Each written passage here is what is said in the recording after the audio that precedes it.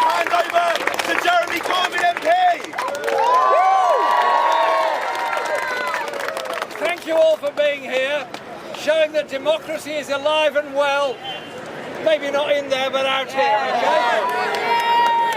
I've just come from making my contribution in the budget debate, and I listened very carefully to every last word George Osborne said, and then I read what's called the Red Book afterwards. Quick points on the budget. One, it's a budget that attacks young people. Takes away grants, turns them into loans, doesn't provide housing, doesn't provide sufficient wages, doesn't provide opportunities. It's an attack on young people. Secondly, it requires councils to sell properties.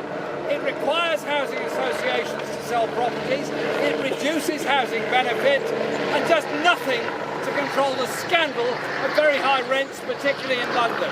Therefore, more young people being homeless, more people without anywhere to live, more young people underachieving in school because they're living in such poor and overcrowded conditions.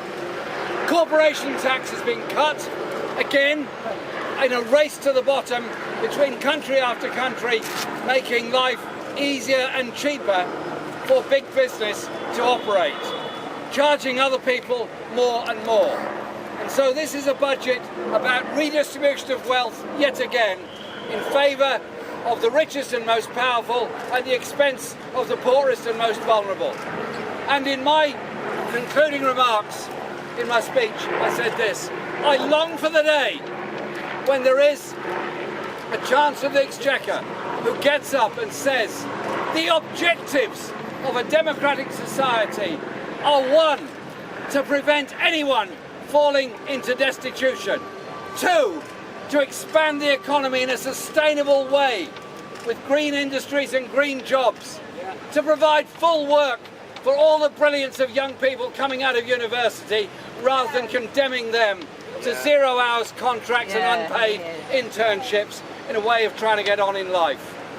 And when they now propose to cut the level of benefits by the benefit cap, they're proposing to cut it from 25,000 to 23,000 to 20,000. I don't actually want to be spending large amounts of public money subsidising low wages and high rents. I want to see the elimination of low wages and the elimination of high rents.